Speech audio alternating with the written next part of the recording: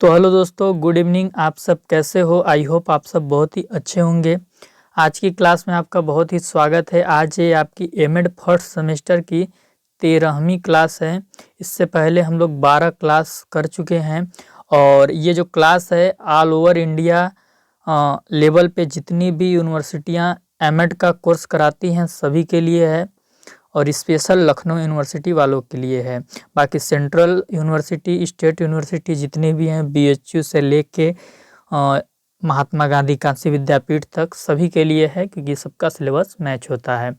तो आज हम लोग पढ़ेंगे extent of knowledge, limitation of knowledge, ज्ञान की क्या सीमा होती है, ज्ञान का क्षेत्र क्या होता है, ज्ञान की संभावनाएं क्या होती हैं, यथार्थ ज्ञान प्राप्त करने की संभावनाएं क्या होती हैं। तो इन सारी चीज़ों पे हम डिस्कशन करेंगे और ये सारी चीज़ों का डिस्कशन हम एपिस्टेमोलॉजी यानी ज्ञान मीमांसा के अंतर्गत करेंगे। ज्ञान मीमांसा के अंतर्गत हमने जाना था कि ज्ञान मीमांसा क्या है।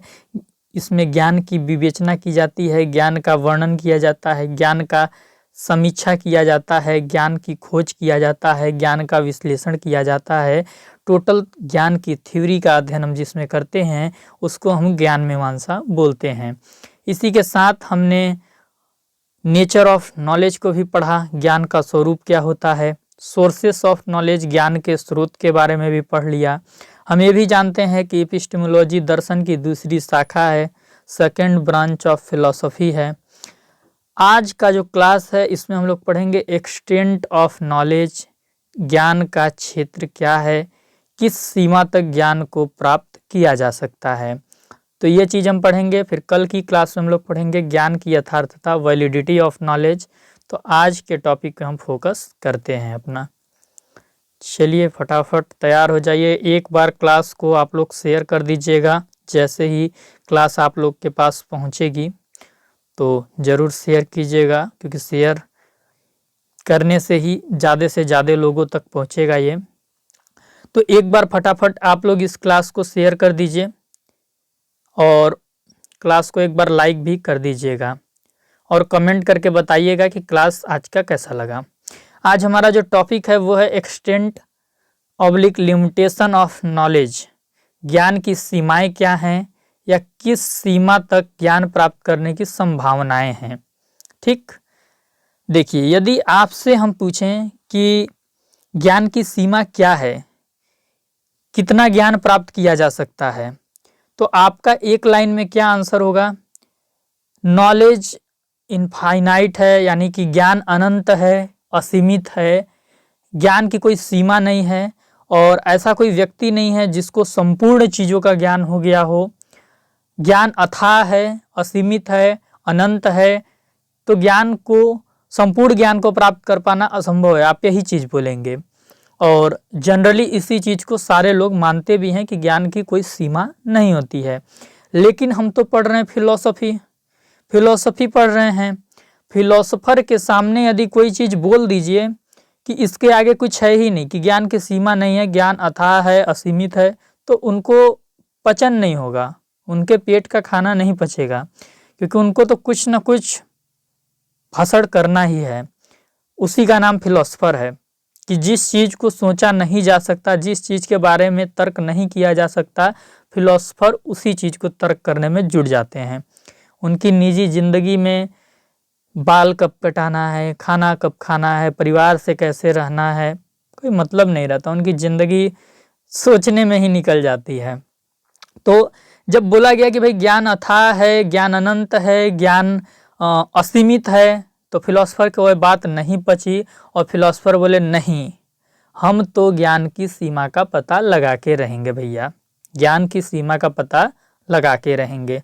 तो चलिए थोड़ा सा देख लेते हैं। जैसे कोई वस्तु है, इसको मान लीजिए कि कोई वस्तु है, इस वस्तु के बारे में ज्ञान कहाँ तक प्राप्त किया जा सकता है? क्या इस वस्तु के बारे में ज्ञान प्राप्त करने की कोई सीमा है? और वो सीमा है तो कहाँ तक उसकी लिमिटेशन है? मान लीजिए ऑब्जेक्ट के रूप में ये संसार है, ब्रह्मांड है, तो इसके बारे में कहाँ तक ज्ञान प्राप्त किया जा सकता है? तो इसी पे बात हुआ कि भाई फिलोसोफर के सामने बात रखी गई कि नॉलेज असीमित है, अनंत है और अथाह है, इसको संपूर्ण रूप से प्राप्त कर पाना असंभव है। फिलोसफर को ये बात नहीं पची और वो अपना कोशिश करने लगे। तो आइए पढ़ते हैं। सर्वप्रथम ज्ञान की पहुंच कहाँ तक है, ज्ञान की सीमा कहाँ तक है, किस सीमा तक ज्ञान प्राप्त किया जा सकता है, इसका पता लगाने का प्रयास आपके पश्चिमी दार्शनिक जॉन लॉक सर्वप्रथम किए। इनका जो काल है 1632 से 1704 तक इनका जीवन रहा। और ज्ञान की सीमा सबसे पहले पता लगाने का जो दार्शनिक कोशिश किए तो जॉन लॉक थे। याद रखिएगा, एंट्रेंस एग्जाम में काफ़ी हेल्प करेगा आपको, चाहे फिर कंपटीशन एग्जाम में काफ़ी हेल्प करेगा। इन्होंने मानव बुद्धि पर निबंध नामक एक पुस्तक लिखा। पुस्तक कौन सी थी? मानव बुद्धि पर निबंध की रचना की। यह युगांतकारी पुस्तक सिद्ध हुई। यह कौन सी पुस्तक सिद्ध हुई? युगांतकारी पुस्तक सिद्ध हुई कि उस युग में यह पुस्तक काफ़ी लोकप्रिय रहा। लोगों को ज्ञान की सीमा के बारे में इससे तर्क करने का एक आधार मिला। इसे अनुभववाद इम्प्रेसिज्म का मूलाधार समझा जाता है, क्योंकि लॉक किसके सपोर्टर हैं? तो अनुभववाद के सपोर्टर हैं। जॉन लॉक इम्प्रेसिस्ट हैं। तो इनकी जो पुस्तक थी मानव बुद्धि पर निबंध, जिसको उन्होंने इस बात का पता लगाने के लिए लिखा था कि ज्ञान की सीमा कहाँ तक है, उसको अनुभववाद का आधार समझा जाने लगा कि भाई अनुभव के आधार पे जितना कुछ प्राप्त किया जा सकता है, अनुभव हमको जहाँ तक ले जाए वहीं तक ज्ञान प्राप्त किया जा सकता है। ये यही बोले होंगे क्योंकि अनुभववाद से संबंधित थे। तो ये बोले भाई जहाँ तक एक्सपीरियंस हमको ले जाए, एक्सपीरियंस से जितना ज्ञान प्राप्त किया जा सकता है वही उसकी सीमा है, ये बोले होंगे। फिर क्या हुआ कि इनके बाद जो दार्शनिक आए जॉर्ज बर्कले। तो जॉर्ज बर्कले इनके आलोचक थे, इनकी पुस्तक की आलोचना की और ये अपनी पुस्तक लिखे मानव ज्ञान के नियम और अनुभववाद को ये आगे बढ़ाए। और लेकिन ये भी यही बोले कि अनुभव के आधार पे ही हम ज्ञान प्राप्त करेंगे और अनुभव जहाँ तक हमको ले जाएगा वहाँ तक ज्ञान की सीमा है, ये चीज़ है। इनके बाद आपके आए डेविड ह्यूम, और डेविड ह्यूम भी आपके अनुभववाद के ही समर्थक माने जाते हैं। इन्होंने अपनी पुस्तक लिखी मानव प्रकृति और इन्होंने भी अनुभववाद को चरम सीमा पे ले जाके पहुंचा दिया कि अनुभव के आधार पे भैया कहाँ तक ज्ञान को प्राप्त किया जा सकता है। तो सारे मतलब अनुभव पे ही अभी तक टिके रहे। ठीक, थोड़ा सा आगे बढ़ते हैं। गौतम बुद्ध को आप जानते ही होंगे। गौतम के न्याय सूत्रों में पहले सूत्र में 16 विचार विषयों की बात की गई है और उसमें प्रमाण की बात की गई है। प्रमाण को इंग्लिश में हम बोलते हैं प्रमाण। क्या बोलते हैं? प्रमाण। प्रमाण मतलब होता है सोर्स ऑफ नॉलेज। किसी भी नॉलेज को हम एक्वायर कर रहे हैं उसका सोर्स क्या है? परसेप्शन उसका सोर्स है, अनुमान उसका सोर्स है, डिफरेंशियल नॉलेज उसका सोर्स है, सेंस ऑर्गन्स उसके सोर्स हैं कि रीजन उसका सोर्स है, क्या सोर्स है? तो प्रमाण को बोला गया कि भैया प्रमाण जहाँ तक हमको ले जाएगा वहाँ तक हम ज्ञान प्राप्त कर सकते हैं। कि भाई किसी वस्तु के बारे में यदि हमें जानकारी प्राप्त करनी है तो उस वस्तु से रिलेटेड जितने भी प्रमाण अवेलेबल होंगे उतने ही लास्ट सीमा तक उस वस्तु का ज्ञान प्राप्त किया जा सकता है। इसके बाद आपके कौन आए? कांट आए। कांट आप जानते ही हैं कि दोनों के समर्थक रहे हैं, अनुभववाद और तर्कवाद, रेशनलिस्ट। हाँ, ये रेशनलिस्ट भी थे, इम्प्रेसिस्ट भी थे, अनुभववाद और तर्कवाद दोनों को मानते थे। इनका जो जीवन है वो 1724 से 1804 तक रहा। इन्होंने अपनी पुस्तक एक लिखी शुद्ध बुद्धि की समालोचना। शुद्ध बुद्धि की समालोचना पुस्तक में इन्होंने वर्णन किया है कि ज्ञान की सीमा क्या है। देखिए, हमारा सारा ज्ञान अनुभव के साथ आरंभ होता है। ये क्या बोलते हैं कि जो भी नॉलेज है वो स्टार्ट होता है फ्रॉम एक्सपीरियंस, एक्सपीरियंस से स्टार्ट होता है। लेकिन इससे हम यह कंक्लूजन नहीं निकाल सकते कि सारा ज्ञान अनुभव की ही देन है। ये क्या बोलते हैं कि जैसे कोई भी नॉलेज है वो नॉलेज स्टार्ट तो होगा एक्सपीरियंस से, लेकिन स्टार्ट होने के चलते हम ये नहीं बोल सकते कि जितना भी हम नॉलेज एक्वायर किए हैं वो किसकी देन है? एक्सपीरियंस की देन है, ऐसा हम नहीं बोल सकते हैं। और ऐसा बोल के उन्होंने किस पे बल दिया कि भाई अनुभव से नॉलेज स्टार्ट तो हो रहा है लेकिन सारा ज्ञान अनुभव की ही देन नहीं है। अनुभव के बाद हम तर्क करते हैं, बुद्धि लगाते हैं और फिर हमें एक नया ज्ञान मिलता है और उसको हम ज्ञान मानते हैं। तो कांट ने ये अनुभव वाला बात करके बुद्धि के भूमिका पर बल दिया कि रोल ऑफ इंटेलिजेंस क्या है, रोल ऑफ रीजन क्या है। ज्ञान के कॉन्टेक्स्ट में, ज्ञान के रिफरेंस में उन्होंने बुद्धि को लाके खड़ा कर दिया अनुभव के समक्ष। और फिर क्या निष्कर्ष निकाला गया कि भैया अनुभव प्लस बुद्धि, अनुभव प्लस बुद्धि पे निर्भर करता है कि ज्ञान की सीमा कहाँ तक है। आपसे पूछा जाएगा कि ज्ञान की सीमा क्या है, तो आप अपना अनुभव कुछ सोचोगे और उस पर तर्क करोगे और फिर बोलोगे ज्ञान की सीमा अनंत है, असीमित है, अथाह है। तो ये जितने भी दार्शनिक हुए वे क्या हुए, अनुभव और बुद्धि तय करता है कि ज्ञान की सीमा क्या है। तो कांट इसी बात को बोले और इसके बाद कांट दो प्रकार के ज्ञानों की बात किए। ये अनुशीलक ज्ञान की बात किए और व्यवहारिक ज्ञान की बात किए। अनुशीलक बुद्धि क्या होता है? यह ज्ञान प्रकटनों से परे ही सत्ता है कि भाई दुनिया के अलावा, ये ब्रह्मांड जिसमें हम रह रहे हैं इसके अलावा भी कोई दुनिया है, उसका ज्ञान क्या है? अनुशीलक बुद्धि। जैसे हम बोलते हैं कि इस ब्रह्मांड के ऊपर स्वर्ग है, नरक है, जन्नत है, बोलते हैं ना, तो उसके बारे में जो ज्ञान है वो अनुशीलक बुद्धि में आ जाएगा कि ये परे सत्ता, ये दुनिया के परे है, दुनिया में नहीं है। और उसके बाद एक व्यवहारिक बुद्धि को भी बताया। व्यवहारिक बुद्धि को उन्होंने बोला कर्तव्य पालन की क्षमता है व्यवहारिक बुद्धि। सिद्धि के लिए अनंत काल की आवश्यकता है, इंसान का कोई लक्ष्य है उसको वो एक्वायर कैसे करता है, इसके लिए वो जितना भी तर्क करता है तो वो हमारा ज्ञान है। सदाचार प्लस सुख दोनों एक साथ किसी व्यक्ति को मिल जाए, ये तो भैया किसके हाथ में है? उन्होंने बोला कि ये तो परमात्मा के हाथ में है। एक सेकेंड रुक जाइएगा, देखिए यहाँ पे क्या चीज़ बोला जा रहा है। सदाचार प्लस सुख ये दोनों एक ही व्यक्ति को मिल जाए, ये हमारे हाथ में नहीं है, ये परमात्मा के हाथ में है। इस प्रकार की व्यवहारिक बुद्धि इंसान के पास होनी चाहिए, इसको हम नॉलेज बोलेंगे। तो इन्होंने नॉलेज को दो पार्ट में कर दिया, नॉलेज की सीमा को, कि एक तो नॉलेज की सीमा है कि भाई अनुशीलक बुद्धि हमारे पास हो जाए, और एक है व्यवहारिक बुद्धि। तो अनुशीलक बुद्धि को इन्होंने बोला कि इस दुनिया के परे है, और व्यवहारिक बुद्धि क्या है? जो हमारे निजी व्यवहार में हमें जीवन यापन करने के लिए आवश्यकता पड़ती है। तो कांट का इस प्रकार का कुछ संदर्भ है। कांट अनुभव और बुद्धि को मानदंड मानते हैं ज्ञान की सीमा का, कि ज्ञान की सीमा हमारा जो अनुभव और बुद्धि निर्धारित करेगा कि ज्ञान की सीमा क्या है। तो जो थोड़ा बहुत कॉन्सेप्ट था मैंने बता दिया, आप एग्जाम में इसे लिख सकते हैं। भारतीय संदर्भ में यदि हम बात करें कि ज्ञान की सीमा क्या है, तो इंडियन कॉन्टेक्स्ट क्या बोलता है? नॉलेज इज टू टाइप्स, पराविद्या अपराविद्या।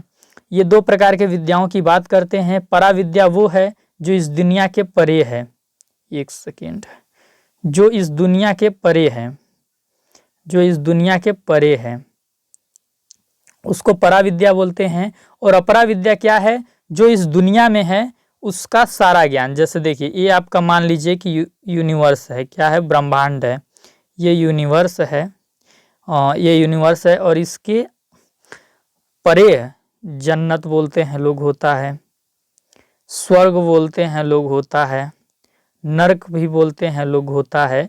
तो ये इस यूनिवर्स में जितना कुछ भी है, अगर इससे रिलेटेड हम कुछ भी ज्ञान प्राप्त कर रहे हैं तो वो क्या है हमारा? वो अपराविद्या हो जाएगा। और इस दुनिया के परे कुछ भी है तो वो पराविद्या में आ जाएगा। तो इंडियन कॉन्टेक्स्ट में दो तरह की विद्याओं की बात होती है कि ज्ञान की दो ही सीमा है, एक तो अपराविद्या जो इस यूनिवर्स के बारे में हम जानते हैं, और पराविद्या की इस दुनिया के परे में भी जाना जा सकता है। दोनों में प्रथम को ऊंचा पद दिया गया है कि पराविद्या बहुत ही श्रेष्ठ होती है, क्योंकि ये हमें मोक्ष की तरफ ले जाती है, मोक्ष प्राप्त करा देती है। कुछ विचारक तो अपराविद्या को अविद्या ही कहते हैं। कुछ विचारक क्या कहते हैं कि अपराविद्या अगर आपके पास है तो कोई उसका महत्व नहीं है, अगर पराविद्या है, ईश्वर के पास जाने का मार्ग आपको पता है, तो वो बहुत ग्रेट है। तो इस प्रकार के भारतीय संदर्भ में ज्ञान की सीमा को लेकर बात होती है कि ज्ञान की उच्च सीमा क्या है? पराविद्या है। अगर आप पराविद्या हासिल कर लिए, ईश्वर के पास जाने का मार्ग आपको पता है, ईश्वर से कांटेक्ट करने का मार्ग आपको पता है, मेथड आपको पता है, तो आपके पास सबसे अच्छी विद्या और सबसे श्रेष्ठ विद्या आप जानते हैं। ठीक, इसके बाद क्या है थोड़ा देख लेते हैं। प्लेटो भी एक आए। प्लेटो आप जानते ही हैं कि ये पाश्चात्य के दार्शनिक हैं, और प्लेटो जो थे वो सुकरात के शिष्य थे। विशेष पदार्थों के बोध को, कि कोई भाई विशेष पदार्थ है और उसे हमें समझना है, तो उसको वो सम्मति का नाम दिए, सम्मति का पद दिए, और सम्मति को विद्या और अविद्या के मध्य में रखा कि भाई विद्या और अविद्या दोनों को यदि हमें समझना है या कंट्रोल करना है तो सम्मति होना चाहिए। सम्मति मतलब क्या होता है? शैक्षिक सुशासन, कि किसी देश में शासन चल रहा है तो वो कितना स्वच्छ है, वहाँ पे कितनी न्याय है, कितनी समानता है, कितना भाईचारा है, ये सारी चीज़ों की बात हो रही है। चलिए फटाफट आगे देखते हैं। इसके बाद कुछ इम्पोर्टेंट टर्म हैं ज्ञान की, लिमिटेशन के बारे में, लिमिटेशन ऑफ नॉलेज के बारे में, कि ज्ञान की संभावना कहाँ तक है, किसी वस्तु के बारे में हम ज्ञान कहाँ तक प्राप्त कर सकते हैं। ज्ञान की संभावनाओं के संबंध में दार्शनिक 4 मुख्य दृष्टिकोण रखते हैं। दार्शनिक 4 मेजर पॉइंट ऑफ व्यू रखते हैं, मेजर अप्रोच रखते हैं 4। वो 4 कौन कौन से दृष्टिकोण हैं, फटाफट पढ़ते हैं। पहला है अज्ञेयवाद, जिसको हम बोलते हैं एग्नोस्टिसिज्म। अज्ञेयवादी वह दार्शनिक होते हैं जो कि चरम सीमा का नकारात्मक दृष्टिकोण रखते हैं। ये मानते हैं कि चरम सीमा का ज्ञान प्राप्त करना संभव नहीं है, हम कुछ ही सीमा तक ज्ञान प्राप्त कर सकते हैं। अगर इसके बाद ये चरम सीमा है तो यहाँ तक हम नहीं पहुँच सकते, हम इधर ही रुक जाएंगे, हम पूरा अंत तक ज्ञान नहीं प्राप्त कर सकते। उनका कहना है कि परम यथार्थता का निश्चायक ज्ञान होना असंभव है, ईश्वर के बारे में हम नहीं जान सकते। अज्ञेयवाद की बात जब भी होती है तो ये लोग उदाहरण के लिए ईश्वर को हिला देते हैं। ये लोग बोलते हैं जितना भी ब्रह्मांड में दिख रहा है, जो भी प्रमाण है उसको हम मानेंगे, जो चीज़ नहीं दिख रहा है उस पर हम बात नहीं करेंगे, वो है या नहीं है इसकी हम दोनों की बात नहीं करेंगे, भैया हम उसका ज्ञान प्राप्त कर ही नहीं सकते, ऐसा अज्ञेयवाद के लोग बोलते हैं। अगर इनके दार्शनिक आपको जानना है तो हमारे जो एक विकास दिव्य कीर्ति सर हैं, आप लोग भली भांति जानते होंगे, बहुत ही अच्छा बोलते हैं, मैं खुद उनका प्रशंसक हूँ, आप लोग भी होंगे। तो वो अज्ञेयवाद में विश्वास रखते हैं। वो बोलते हैं कि मैं ये भी नहीं कहता कि ईश्वर हैं और मैं ये भी नहीं कहता कि ईश्वर नहीं है। तो इस टाइप की वो बातें करते हैं। इसमें जो दार्शनिक आते हैं जो इसके समर्थक हैं वो ह्यूम हो जाएंगे, काम्टे हो जाएंगे, जेएस मिल हो जाएंगे, हर्बर्ट स्पेंसर हो जाएंगे। ये लोग धर्म और विज्ञान के बीच में मूल विभाजन के पक्ष में है। इनका कहना है कि भैया धर्म अलग है और विज्ञान अलग है, दोनों क्या हैं? अलग अलग टर्म हैं, दोनों की अलग अलग सीमाएं हैं और दोनों का अपना अपना पावर है, ये चीज़ बोलते हैं। किंतु अज्ञेयवाद शब्द का निर्माण इन दार्शनिकों के काफ़ी बाद हुआ। अज्ञेयवाद जो शब्द का निर्माण था इन सब के बाद हुआ, और इनका जो निर्माण किए हैं वो टॉमस हक्सले किए हैं। अज्ञेयवाद शब्द का निर्माण, इस शब्द का अर्थ है जानकारी प्राप्त करने की असमर्थता, कि भैया हमको ईश्वर के बारे में जानना है तो हम असमर्थ हैं, नहीं जान सकते। Not being able to know. Huxley के अनुसार ईश्वर की प्रकृति तथा अनश्वरता के संबंध में कोई प्रयोगात्मक प्रमाण नहीं है, इसलिए हमारे ज्ञान में अलौकिक का कोई स्थान नहीं होना चाहिए। ये बोल रहे हैं कि ईश्वर की प्रकृति या ईश्वर कभी नष्ट नहीं होता, इसके संबंध में हमारे पास कोई प्रयोगात्मक एक्सपेरिमेंटल एविडेंस नहीं है, तो हमारे ज्ञान में अलौकिक यानी जिसका प्रत्यक्ष नहीं किया जा सकता उसका कोई स्थान नहीं होना चाहिए, ऐसा अज्ञेयवाद बोलता है। अगला क्या है? संशयवाद। संशयवाद स्केप्टिसिज्म इंग्लिश में बोलते हैं। ये आपका ये रिलेट करता है किससे?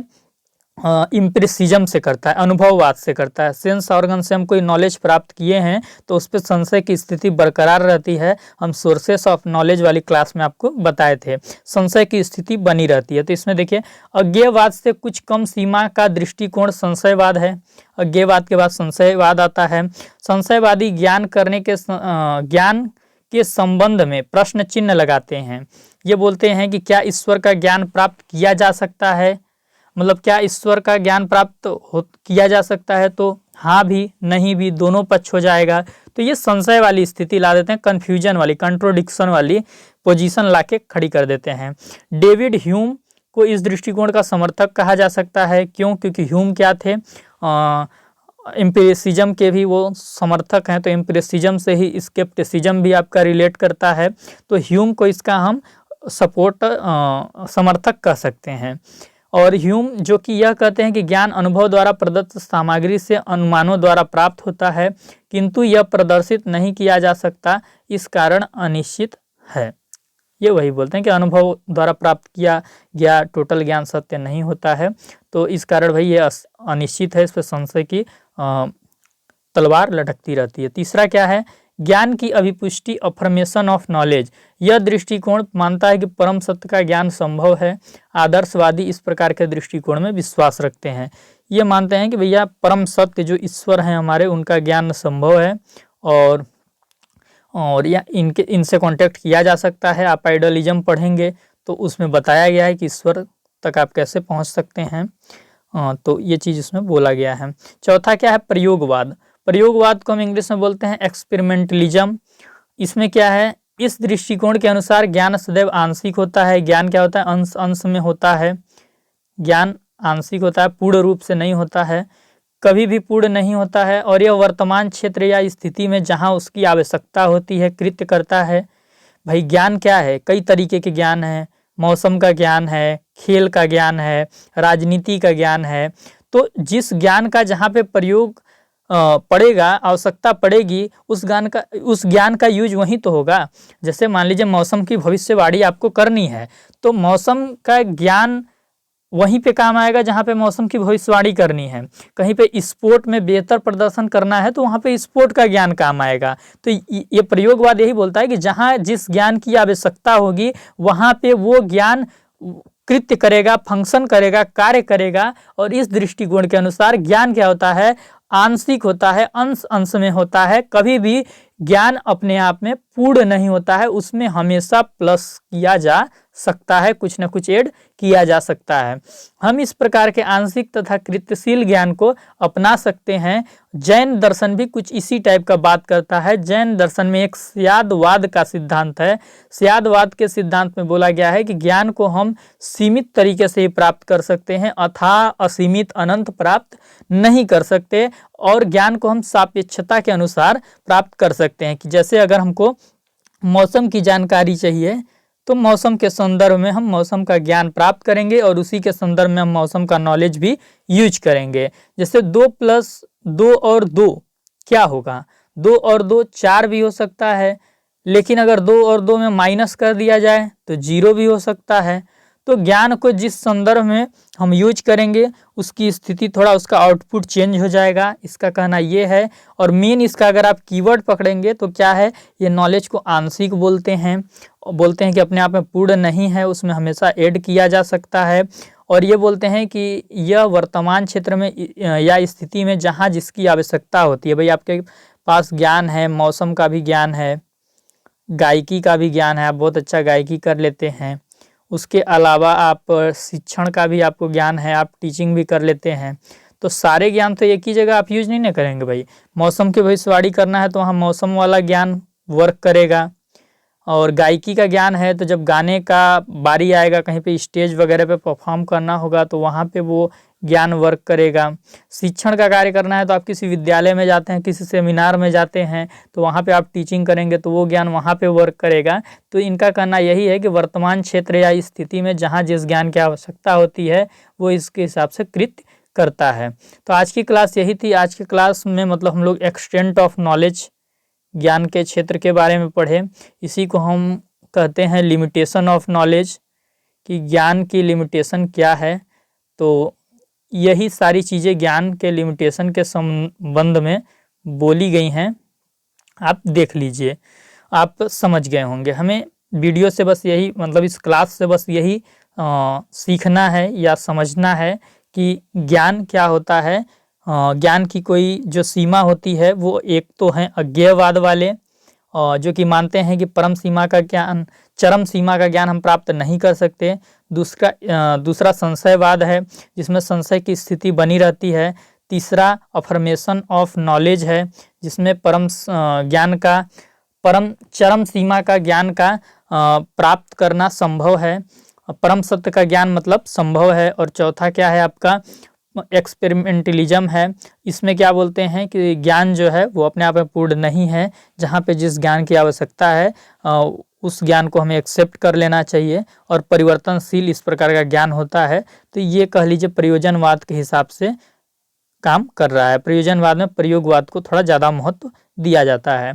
तो ज्ञान की सीमा के संदर्भ में यही सारी बातें थी। तो अगर आपको आज का क्लास कैसा लगा है आप कमेंट करके बताइएगा।